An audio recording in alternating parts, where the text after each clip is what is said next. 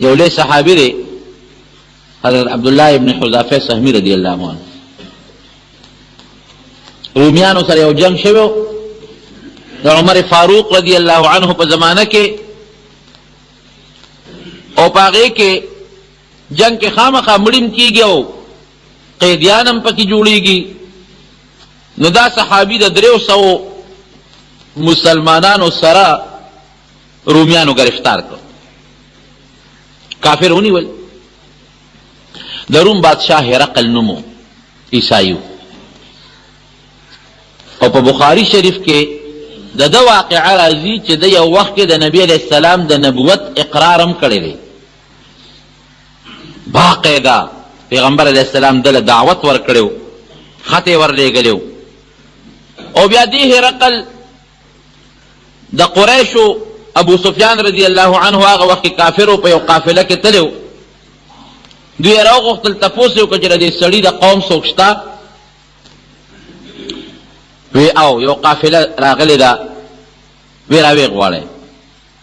حضرت ابو سفیان رضی الله عنه فرمایي چې دغه وخت کې خو زه کافر وم، زما ډله هم به موږ د بادشاه وغوښتو او زموږ نه د نبي علیه السلام متعلق تپوسونه شروع کړل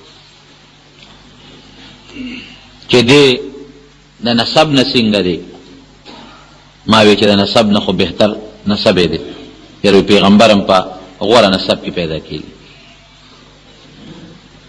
د ده چې چا تابعداري کړې ده هغه کمزوري خلک دي او که دا سرداران دي، نسب کمزوري خلکو یې تابعداري کړې ده. وی پیغمبر وی هم دی ته چې د هغه به لومبي هم دا کمزوري ملګري کېږي. دریم تپوس یې ته وکړه چې ملګري زیاتېږي که کمیږي؟ وی صاحب زیاتېږي. وی ښه نو پیغمبر وی دی ته چې د هغه ملګري به زیاتېږي. څلورم تپوس یې ته وکړه چې د ده په نیکونو کې چېرته بادشاه تېر شوی دی؟ وی نه. وی ما وی که په نیکونو کې چېرته بادشاه تېر شوي نو د پیغمبرۍ دا دعوه که ده کړې د دې دپاره به یې کړي چې د پلار نیکه هغه بادشاهي وګټي. خو چې په نیکونو کې بادشاه نه دی تېر شوی او دی بیا هم د پیغمبرۍ دعوه کوي، معلومیږي دا چې دا رښتونی دی، د بادشاه دپاره نه دی. بل تپوس ته کوي چې کم سړی د ده په دین کې یو ځل داخل شوی دی نو واپس دی وتی دی؟ وی نه، د ده په دین کې چې یو ځل هم څوک داخل شوی دی نو واپس ته نه دی وتی. هرقل وی بادشاه وی سوچه ایمان چې زړه ته کوشي نو همداسې هغه بیا نوځي. بل تپوس ته کوي چې تاسو په عربو بل څوک پیغمبر د ده نه مخکې تېر شوی دی؟ وی نه، د ده نه مخکې بل پیغمبر هم نه دی تېر شوی. وی دا تپوس مې ځکه وکړه چې د ما اړه کېده وکړه د نه مخکې بل پیغمبر تېر شوي نو دی به هم هغه منصب ځان له جوړوي. خو چې بل پیغمبر نه تېر شوی او د له نبوت دعوه وکړه معلومیږي دا چې دا رښتونی پیغمبر دی. لس تپوسونه د بادشاه وکړل د ابو سفیان نه، او اخره کې وی دا بیا د پیغمبر علیه السلام هغه خط ولسته چې کوم یې ورلېږلی وی دا رښتونی پیغمبر دی. ارمان که زه دته وررسېدی شوې نو ما به ځان وررسولی وي، او که زه د ده خواله ورسېدم دا بادشاه وي د روم بادشاه هغه زمانه کې داسې و لکه د امریکې بادشاه چې اوسي، دو طاقت و یو د فارس او یو د روم.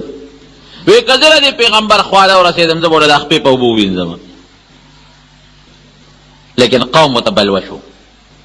قوم ته یې مو وی که کامیابي غواړې راځئ چې د پیغمبر ملګرتیا وکړو، او قوم ورته بلوه شو. ښه په موږ زوړ دین پرېږدی نو دی د یارې نه کافر پاتې شو. یو وخت کې نبی علیہ السلام ته بیا یو خط را لېږلی و، وی صاحب زما لکې ایمان پروت دی، لکې مې ایمان پروت دی، خو د دې قوم د دې نه مجبور یم نو ښکاره مې نه که. نبی علیہ السلام وفرمایل کذب عدو الله، وی د الله دشمن دروغ وی. ګوره لکې پته ووته چې دا رښتونی پیغمبر دی، لیکن سره د هغې نه هغه بادشاهي یې غوره کړې ده. نبی علیہ السلام فرمایي بادشاهي یې غوره کړه او ایمان یې پرېښود. نو د عمر فاروق رضی الله عنه زمانه کې ورسره یو لوی جنګ وشو، نو 300 صحابه کرام یې گرفتار کړل. په دې صحابو کې چې کوم مشر صحابي نو عبدالله ابن حذافه سهمي رضی الله عنه ځان ته پیش کړ، وی چې داسې کار دی چې زم پرېږدم، تاسو زما جنگي دشمنان یې پرېږدم، خو په یو شرط چې تاسو به اسلام پرېږدئ او عیسایان کېږئ. هغه ورته وی دا چرته کېدی شي. عبدالله ورته وی دا نشي کېدی. اسلام پرې ښودل دا زمونږ زړه ته کوز شوی مذهب دی او رښتونی مذهب دی چې ته هر څه کې مونږ سره وکړه خو اسلام نه پرېږدو.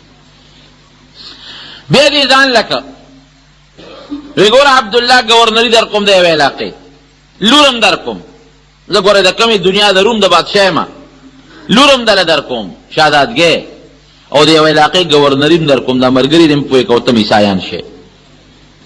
هغه وی دا خو ستا یوه لور ده چې د ټولو رومیانو لونه راکې که نه، او د روم په دې کرسۍ مې کښېنی چې مسلماني اسلام پرېږده، وی جیل کې واچوي. دې زه پوهېږم چې دې اسلام پرېږدي او که دې نه پرېږدي. جیل کې واچو.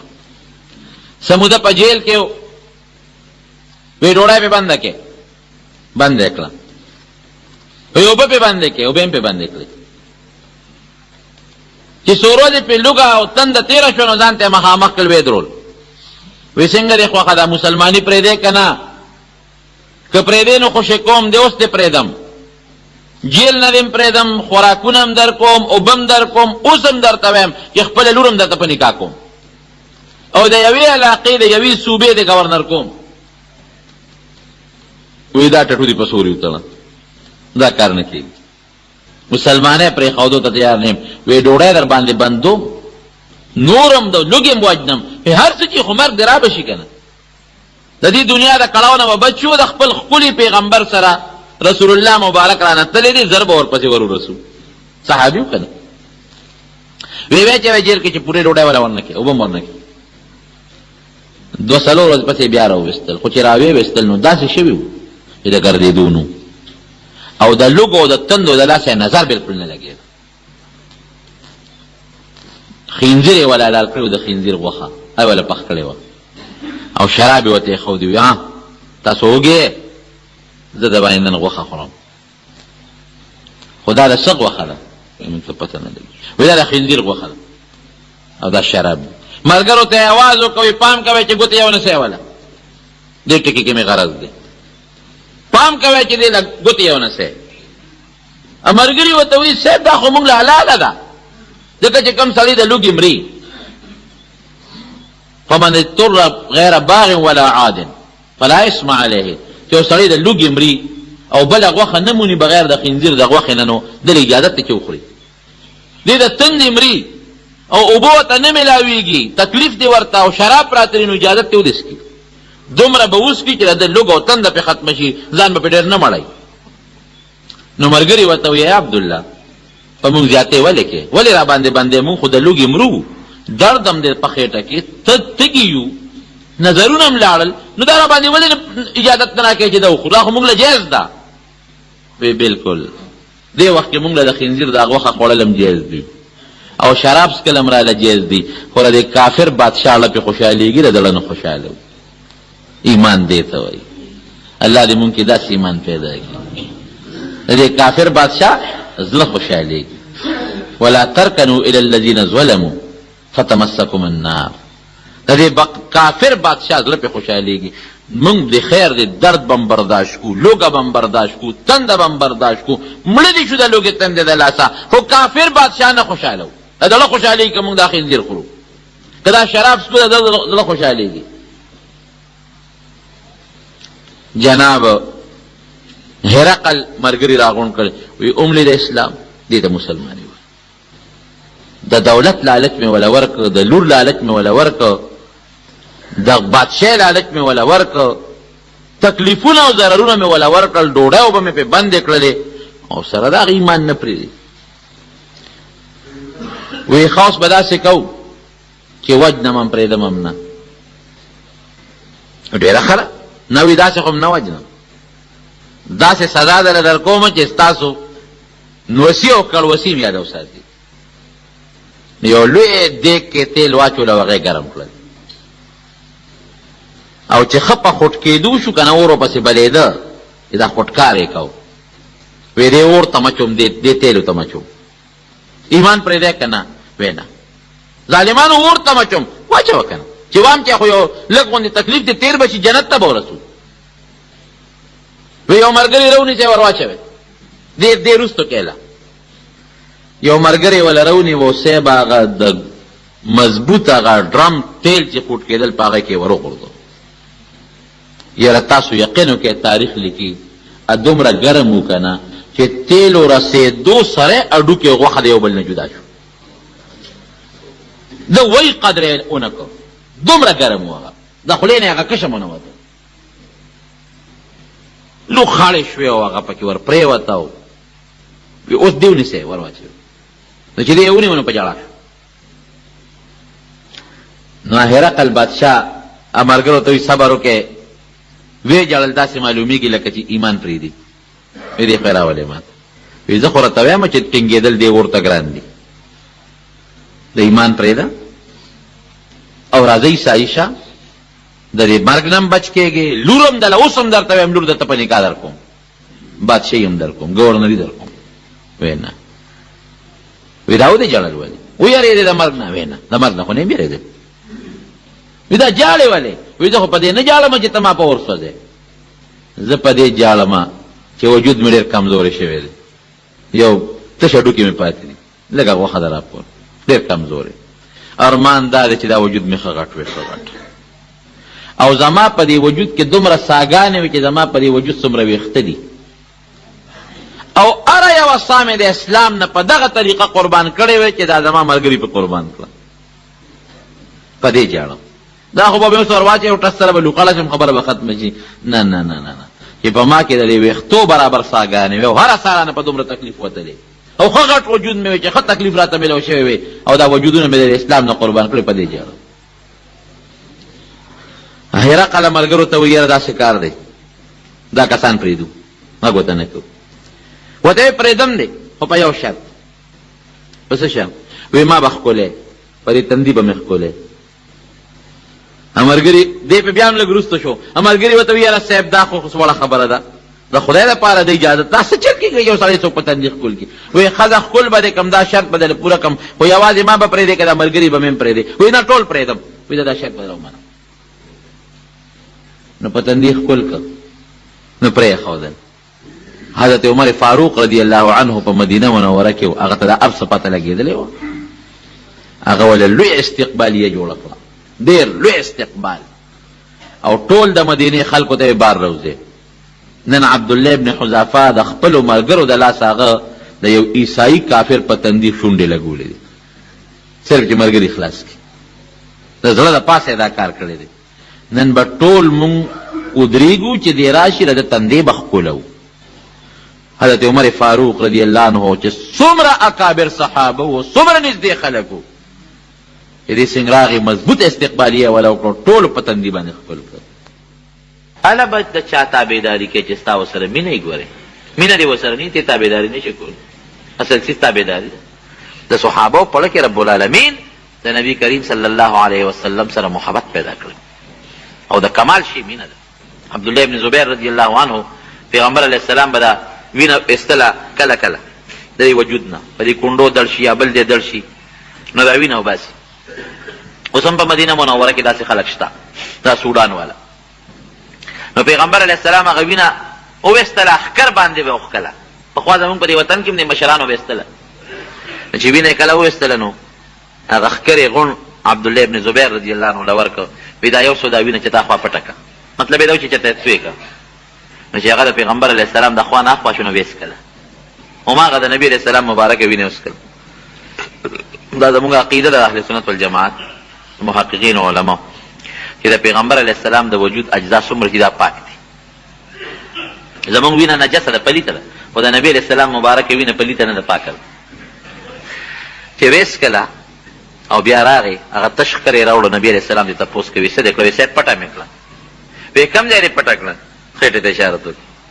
وی دلته مې پټه کړه. وی ودېسکله وی یو؟ وی هغه وجود چې زما وینه پکې پرته د جهنم اور پې حرام دی. ورته ونه وی چې بد دي کړي، هغه وینه وجود چې زما وینه پکې پرته د جهنم اور پې حرام. دا د صحابو مینه وه، محبت ورسره. حضرت معاویه رضی الله عنه سره د پیغمبر علیه السلام نوکان مبارک پراتو، کوم چې دا سړي نوکونه لوی شو بیا اخلي. قسم په خدای چې صحابو د پیغمبر علیه السلام یو شی محفوظ ساتلی دی. نوکان مبارک چې اغشتي دي هغه هم غورځېدلي نه دي ځمکې ته، هم صحابو راغشتي دی پلو پورې تړلی دي دا ورته نبی علیہ السلام نه دی ویلي چې دا ځان سره سنبال کې دا نه دی ویلي ورته عبدالله ابن زبیر ته دا نه ویلي چې دا وینه اوس کوي دا توی کا خوا دا پټه کا هغه نوکان دا چاته نه دی ویلي چې دا نوکان مبارک راواخله ځان سره سنبال کړي لیکن هغه دا ساتلی ځان سره محفوظ او کله چې مړ کېده وی عمل من ډېر کمزور دی حالانکه صحابي و او د پیغمبر علیه السلام داسې صحابي و چې کاتب الوحی او قرآن به یې لیکه د نبي علیه السلام په زمانه کې پیغمبر علیه السلام باندې به قرآن نازلېده واس کې معاویه رضی الله عنه بل صحابي دا صحابه به راغوښتل شپږ کسان وي دا ځان سره لیکي د قرآن لیکونکي او د پیغمبر علیه السلام د مبارکې ژبې نه او ډېر لوی زبردست جهادونه یې کړي دي مجاهد دی صحابي دی خو چې کله مړینو په ژړا شوې عمل مې ډېر کمزوری دی افسوس او ارمان چې الله ته مخامخ سم چې لوی رب ما سره څه کوي ما سره به الله څه کوي ډېر کمزوری عمل مې دی وارثان ته وایي چې زما یو وصیت دی د الله دپاره چې د کله مړ شم او قبر کې کېښودی شم او کفن کې کېښودی ما لاس بیا کار نه کوي د ما ژبه کار نه کوي نو پته نه لګي چې د ما وصیت به ومنئ که به ونه منئ خو د الله لوی روی درته مخکې کومه او د الله لحاظ در کومه چې د ما دا وصیت باندې عمل وکړي ځکه چې هغه وخت کې زه په خپل لاس خپل کار نشم کولی نو تاسو ته دا د الله روی در مخکې کوم چې د ما په دې خبره د ما په دې وصیت به عمل کوئ بچو ورته وایه صاحب ته چې څه وی وی ښه نو یو څیز دی ما سره یو درخواست دی چې زه به الله ته پیش کومه که په هغه درخواست یې وبخلم خو ډېره ښه ده که په هغه درخواست یې ونه بخلم نو عمل مې ډېر کمزوری دی بابا تا خو ډېر جهادونه کړي دي ته خو د نبي علیه السلام صحابي پاتې شوې تا خو ورله وحی لیکلی ده ته خو ترې مخکې وروستو منډې دې والي دي او پیغمبر علیه السلام درته دعاګانې کړي دي وی نه نه نه بس یریږم د الله د قهر نه دا حقیقت دی ګوره د الله د غضب او د الله د قهر نه ډېر یریږم خو یو درخواست دی زما الله ته به پیش کوم نو ممکن ده چې په هغه درخواست مې الله وبخي وی هغه څه درخواست دی وی ما سره دا د نبي علیه السلام مبارک نوکان پراته دي نو چې کله زه مړ شم او قبر کې مې کېدی نو دا نوکان به راوالی زما په دې سترګو د پاسه به کېدی نو چې کله فرشتې د قبر مال راشي زه به وایم چې دغه تحفه مې مخکې پرته ده نو اوس خوښه مو خپله ده که د دې تحفې د برکت نه ما ته غږ نه کوې او که هر څه راسره کوې دا تحفه د دې سترګو د پاسه ما د نبي علیه السلام د وجود مبارک تحفه درته راوړې ده الله ته به هم دا تحفه مخکې کوم نور هېڅ ما سره نشته جناب دونه محبت دومره مینه نوکان مبارک ساته او د پیغمبر علیه السلام ته خو پته وه قسم په خدای احادیثو کې راځي د حدیبیې په مقام باندې چې کله کافرانو جوړه کړله د نبي علیه السلام سره خو د کافرانو کوم مشر راغلی و نو چې هغه کله واپس لاړه او هغه خپلو ملګرو ته یې وویل یاره وایي په ارام کښېنئ جنګ ورسره نه کوو نبي علیه السلام سره وی ولې وی زمونږ ملګري به مونږ نه وتښتي او د هغه ملګري ګورې د هغه نه تښتېدو والا نه وي ځان به مړه کړي خو د نبي علیه السلام وجود ته به دومره غش هم پرېږدي او د حقیقت دی د احد په میدان کې به په دې خپلو لاسونو باندې تورې غدار را تمبه و نبي علیه السلام به بچ کوو حضرت طلحه رضی الله عنه غشې به ویشته حضرت چې غشې به یې ویشته او داسې غشې به یې ویشتل چې شیش به یې خطا نه تو او لاسونو باندې به د پیغمبر علیه السلام نه دغه را تمبول غشي او تورې حضرت سعد رضی الله عنه فرمایي ما به غشي ویشته وی نبی علیه السلام راته مخامخ خوا کې ولاړو نو چې غشې به زما د لیندې نه وتو هغې به په تندي لاس کېښود ورته به یې کتل چې دا لګي په کافر باندې او که نه لګي وی ما ورته چې د الله رسوله دلته مه ودرېږه دا ما شاته ودرېږه ځکه چې کوم ځای نه څوک ډس کوي نو دښمن هم په هغه ځای ډس کوي نو چې زه غشي ولم نو په ما د دښمن غشي راځي نو خیر دی زه به زخمي شم په سینه به وتمبم خو چې ګورې ته زخمي نه شې زه ما شاته ودرېږم نو ما ته به یې اواز کو چې ارمي یا سعدو فداک ابي و امي دومره خوشحاله و ارمي یا سعدو فداک ابي و امي ای سعده وله زما مور او پلار تا نه قربان دا راته نبي علیه السلام به وي ګوره مینې ته ګورې که داسې خو نه وایي نبي علیه السلام ورته فرمایي زما مور او پلار تا نه قربان سعده وله شابه نو جناب ای ته پته وه چې ما سره مینه ده نو هغه کافر هغه خپلو ملګرو ته وایي چې ګوره جنګ مه کوئ زمونږ ملګري به مونږ نه وتښتي او د هغه نه ملګري نه تښتي وی قسم دی که د نبي علیه السلام د ملګرو په شان ملګري مې چېرته لیدي دي ما سره خبرې کولې وایي چې دې به سر مبارک اوچت که ملګرو به یې سرونه ښکته کړل چېرته ملګرو ورته نیغ نیغ نه دي کتل صحابه او نبي هم ته نیغ نه شو کتې زمونږ په دې احادیثو په دې شمایلو کې د پیغمبر علیه السلام صفتونه راځي چې سترګې مبارک یې داسې وي ویښته مبارک یې داسې وروځې مبارک یې داسې پوزې مبارکه داسې ورنګ داسې هغه د هغې صحابو نه نقل دي چې ماشومان هغه وخت کې ماشومان وروستو بیا لوی دي خو هغه وخت کې ماشومان ماشوم خو هر چا ته نیغ نیغ ګوري هغه زمانه کې بالغان صحابه کرامو د هغې نه ډېر کم دا روایت منقول دي. نه شو کتې صحابه مخکې داسې مقام ای ملګري به یې ښکته ګوري او قسم دی چې ما ورته کتل لاړې توکلې نو ما د پیغمبر علیه السلام لاړې ځمکې ته رسېدلې ونه لیدې. لاړې به یې توکلې صحابه به فورا ورته لاس نیوه به یې په ځان باندې مګر دومره مینه به وکړي څوک پلار سره به وکړي زوی داسې مینه کرکه کوي د دې زمانې بچي د پلار نه د مور نه کرکه کوي کرکه ډېر نیک بخت به دی چې به د مور او د پلار خدمت به وکړي. د پلار لاړې به څوک لاس کې ونیسي. د نبي علیه السلام لاړې به هغې په خپل خو د هغې لاړې مبارک هم داسې نه وي لکه زمونږ په شان د هغې خولې او د هغې لاړو به خوشبویې کولې خوشبویې دومره محبت او مینه. د حج په مقام چې کله سر مبارک خریه نو ویښتې وخریه ابو طلحه رضي الله عنه فرمایي ما ته اواز کې دې خوا راشه وایي دا ویښته ونیسه نو چې بل طرف یې وخریو اوږده اوږده ویښته به د نبي علیه السلام مبارک تر د غوږونو د پوسکې پورې یا د سټه پورې نو ما له راکړل وی ما ته چې دا په صحابه په دې مرګرو دوه ویښته تقسیم کا هغه ته پته و چې د ما د ویښتو قدر د صحابه سره شته دوه ویښته مې په یو کس باندې تقسیم کړل. نو د دنیا په ګوټ ګوټ کې ځای په ځای د نبي علیه السلام ویښته مبارک خواره پراته. نو جناب خبره مې دې پورې کوله چې د صحابه د مینې او د محبت د پیغمبر علیه السلام سره یو انتها و انتها. حضرت سمیه رضی الله عنها د پیغمبر علیه السلام صحابیه ده. بعضې خلک وایي یاره مسلمانانو سره زیاتي کېږي ټیک بس امتحان د ابتلا ده نو دومره نه دي شوي لکه څومره چې د مکې کافرو د صحابه سره کړي دي. نو چې دا کله مسلمانه شوه دا وینځه وه د حضرت عمار رضی الله عنه مور وه او د حضرت یاسر رضی الله عنه بیبي وه. وینځه ده نو ابو جهل راوسته وی د پلار نیکه دین مذهب دې پرېښود مسلمانه شوې وی دوه خان راوله یو اوښ یې راوسته او د هغې اوښ هغه پړی یې د دې بیبي دې خپې ته واچو او بل اوښ یې راوسته د هغې پړی دې بلې خپې ته وله واچو او دی ودرولو یو اوښ یې داسې ودرو بل یې داسې ودرو وایي چې زه اعلان درته وکړم د اوښان به روان کړې نو د اوښان خو ډېر لوی طاقت لري نو دا به په دې منځ شلو وایه که نه دا مرګ قبول به کړي څوک دې ته مرګ وایي وایي داسې به شلو داسې مرګ به ورولو نو چې څنګه هغه یو اوښ یې روان کړو بل یې روان کړو دې په ژړا شوه وایي ودرېږې صبر وکړې ګوره د پلار نیکه دشمنه نه وه د اسلام او د مذهب دشمنه وه وایي صبر وکړې چې خپې غریب راخې شوې صبر وکړې وایي څنګه چل دی پرېږدې ایمان که پرېږدې واپس زمونږ د پلار نیکه دین کې داخلېږي نو اوس دې پرېږدو وایي نه وایي دا ودې جړل ولې ویارېدې وایي نه نو یې ولې جاړې نو حق ټکې وتلو وایي جاړم په دې چې په وجود کې مې یوه ساه ده اوس به ودې ختمه بجې په دې جاړم چې افسوس او ارمان زما په وجود کې دومره ساګانې وي چې زما په دې وجود څومره ویښته دي او هر یو ساه مې د نبي علیه السلام نه دقسې قربان کړی وي لکه دا چې اوس یې قربانو او مقسې تې څه وویسته او یو ډېر ناجایز حرکت یې هغه وخت کې وکړه ورسره ابو جهل او د هغه ملګري کافران دی الله په خاورو د کې په الله لعنتونه وویل د هغې هغه مینې وي د هغې هغه محبت و رب العالمین د هغې محبت هغه صلې او د هغې محبت هغه اجرونه صحابه کرامو له په دنیا کې هم ورکړه او په آخرت کې هم ورکړه. صحابي راغی نبي علیه السلام دی د الله رسوله وی جنت کې خو به ته په ډېره لویه مرتبه کې مونږ خو به ډېر لاندې یو الله اکبر ته به ډېره لویه مرتبه کې مونږ به ډېر لاندې نو په هغه جنت به څه کوو چې تا سره پکې زمونږ ملاقات نه کړي مونږ له خو دنیا خره ته را سره ناست دی مونږ سره ناست یو که که دنیا کې مشقت دی او تکلیف دی او جوړ دی او ناجوړ او درد دی او هر څه دي ته خو را سره ناست دی نو په هغه جنت به څه کوو چې ته زمونږ نه لرې نو رب العالمین قرآن حکیم کې آیت نازل کړ آیت الله نازل کړ چې د چا سره په آخرت کې مینه وي نو قیامت کې جنت کې به رب العالمین هغه انسان د هغې خلکو سره ملګري ساتي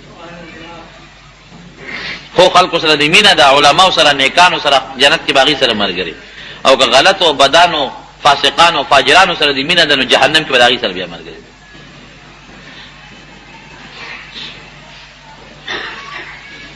چې کله وفات شو نبی کریم صلی الله علیه وسلم یو زنانه ده ښځه زنانه وګوره څونه کمزوري وي هغې ځان نه دواړه سترګې ړندې کړې حالانکې سترګې ړندول خو خبره نه ده چا ورته سترګې دې ولې ړندې کړې وایي په هغه سترګو به څوک هم چې د دواړو جهانو سردار پرې راته نه ښکاري سترګې خو دې لري چې زه پې هغه ووینم د جلالین محشي لیکلي دي یو صحابي کې راغی او چې کله نبی اسلام وفات شوی او دې داسې وخت کې راورسېد چې نبی علیه السلام مبارک په قبر کې دفن شوی، خاورې پې اړولې شوی، داسې وخت کې راورسېد چې راغې قبر تیار نو ده د ځمکې نه خاورې راواغېستې او په دې سر باندې یې اچولې او چغې والې او دا آیات مې ولو انهم اذ ظلموا انفسهم جاءوك فاستغفروا الله واستغفر لهم الرسول لوجدوا الله توابا رحیم. ما یو آیت دی که د چا نه ګناه وشي زیاتې وکړي په ځان نو دې الله نه معافي وغواړي او پیغمبر علیه السلام له دې راشي چې هغه مولا د خدای نه بخښنه وغواړي نو الله به وبخي. نو مونږ خو چې اوس ګناه به کوله راتلو به نبي علیه السلام ته به مو وایي چې مونږ له د الله نه بخښنه وغواړه، هغې به راله بخښنه غوښتله. نو اوس به مونږ چا ته وایو چې مونږ له د الله نه بخښنه غواړه؟ نو د نبي علیه السلام د قبر مبارک نه ورته اواز راغی چې غفر الله لک غفر الله لك، الله دې وبخه، الله دې وبخه. جلالین دې حاشیې لیکلي، صحابي نوم مې دې وخت تېر شو، دومره محبت یو مثال مونږ ته مخکې پروت دی. ورونو ما درته مخکې وویل چې د محبت او د مینې مقصد څه دی؟ تابعداري د نبي علیه السلام. الله دا ولې مینه پیدا کړې ده؟ د پیغمبر علیه السلام مینه د امت سره پیدا کړه لکه د پلار د بچو سره چې دې پوره شفقت یې په دې خپل امت باندې او داسې طریقه باندې ورته هدایت وکړي لکه پلار چې بچو ته کوي، او د امت محبت او مینه د نبی علیه السلام سره داسې پیدا کړه چې دې پیغمبر علیه السلام ته د خپل ځان نه او د خپل پلار نه او د هر چا نه زیات محبوب وګڼي چې دې تابعداري وکړي. د محبت مقصد دا دی چې موږ د نبی کریم صلی الله علیه وسلم تابعداري وکړو، د هغې په شان ښکلې عقیده، د هغې په شان عمل، د هغې په شان اخلاق، د هغې په شان کردار موږ خپل کړو